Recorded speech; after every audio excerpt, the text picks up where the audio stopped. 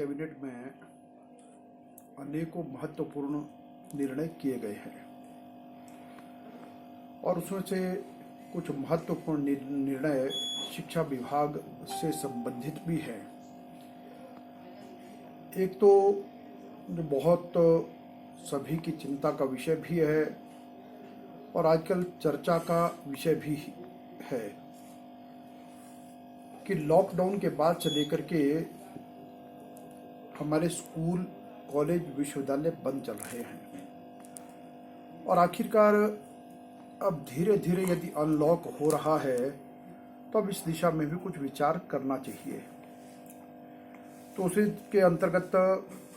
देश के विभिन्न राज्यों ने अपने अपने हिसाब से जो जहां पर उचित लगता है उसके मुताबिक निर्णय लिए हैं और आज हमने भी ये विचार किया है कि अभी हम 9th से लेकर के 12th और उसके पश्चात जो है कॉलेजेस और विश्वविद्यालय इनको खोलना प्रारंभ करें। और अभी कुछ दिनों से हमने बहुत से अध्यापकों से, पेरेंट्स के साथ और स्टूडेंट्स के साथ भी EPTM आदि किया और उसमें बहुत लोगों के सुझाव लिए हैं और उसमें मिली जुली राय आ रही है और उसमें लगता है मुझे कि अध्यापक समुदाय और छात्रों में से अधिकतर का मन यह है कि खोलना चाहिए। लेकिन अब इस सब में हमने कहा कि हम 2 नवंबर से इसको प्रारंभ करेंगे, लेकिन वो हम कोई बड़ा मैंडेटरी, बड़ा आवश्यक नहीं करेंगे। अटेंडेंस पर हम बहुत अधिक जोर नहीं देंगे और यदि स्वाभाविक तौर पर जो आ सकते हैं तो उसके मुताबिक हम स्कूल, कॉलेज, विश्वविद्यालय को खोलेंगे, क्योंकि हमारा जो स्टाफ है, जो टीचर्स हैं और जो नॉन टीचिंग स्टाफ, वो 100% जो है पिछले महीने से आना प्रारंभ हुआ है और उसी के अंतर्गत ये है कि उसके लिए SOP भी बन रहे हैं। और हमने ये भी कहा है कि हर एक जो शिक्षा संस्थान है वो अपना स्थानीय स्तर पर भी अपना माइक्रो प्लान बना करके दे रहा है और उसके मुताबिक जो उचित लगता है वो उसको करे। लेकिन इस सब के साथ ये है कि यदि हम इसको भी कुछ तरीके से SOP के साथ प्रारंभ करेंगे, लेकिन ऑनलाइन जो शिक्षा हम दे रहे हैं तो उसको भी प्रारंभ रखेंगे, उस पर भी बराबर जोर दे करके रखेंगे, ताकि उसमें एक धीरे धीरे चीज़ें अनलॉक की तरफ आएंगी तो देखें कि उसमें क्या होता है, ये हमने सोचा है।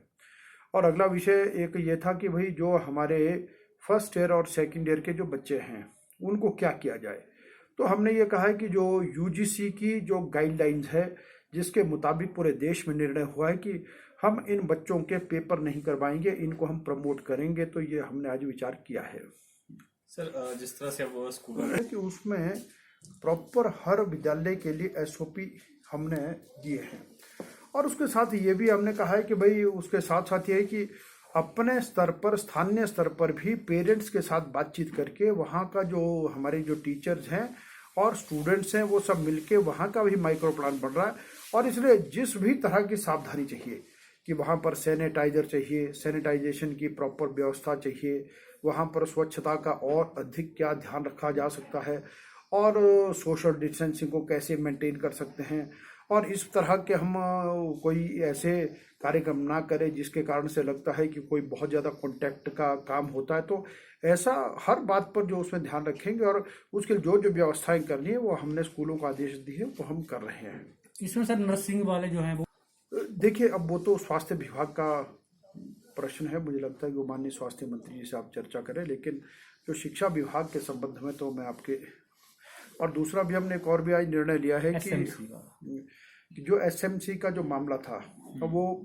माननीय सर्वोच्च न्यायालय ने उसको स्टे किया है। तो हमने ये कहा है कि एक तो इस पर भी थोड़ा सा अभी सारा एग्जामिन कर रहे हैं कि एक तो जो पिछले कुछ महीने से उनकी तनख्वाह इत्यादि नहीं मिली है तो उसको सुनिश्चित करें कि वो हम उनको प्रदान कर सकें। और यह है कि जब तक सुप्रीम कोर्ट का जो फाइनल निर्णय नहीं आता तब तक जो है किसी को निकाला नहीं जाएगा, वो यथावत अपनी सेवाएं देते रहेंगे।